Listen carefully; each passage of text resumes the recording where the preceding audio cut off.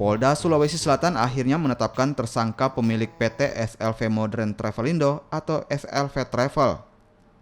Selvi ditetapkan sebagai tersangka oleh Subdit Cybercrime Direktorat Reserse Kriminal Khusus atau Ditreskrimsus Polda Sulawesi Selatan setelah dilakukan serangkaian penyelidikan. Polisi dalam waktu dekat akan melakukan penangkapan kepada pemilik travel dan meminta pada pelaku lainnya yang terlibat untuk menyerahkan diri. Kesempatan loh ya. Selain konteks pidana yang berkaitan dengan Undang-Undang ITE, pasal yang disangkakan pada tersangka juga berkaitan dengan penggelapan. Saat ini, sebanyak 9 laporan telah masuk ke Polda Sulawesi Selatan. Setelah melakukan pemeriksaan para korban, kemudian alat bukti yang ada, minggu lalu itu sudah dilaksanakan gelar penetapan sebagai tersangka si Selvi dan tersangka-tersangka lain.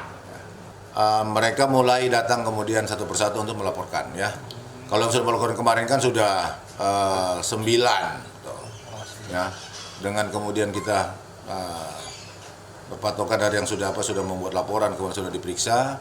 Ini yang kemudian kita banyak dihubungin oleh korban lain yang akan kemudian menyusul membuat laporan. Para korban sebelumnya memajang foto pemilik SLV Travel di papan reklame, bertuliskan "Kembalikan uang kami". Billboard yang memajang foto pemilik travel ini viral di media sosial dan menjadi perhatian masyarakat.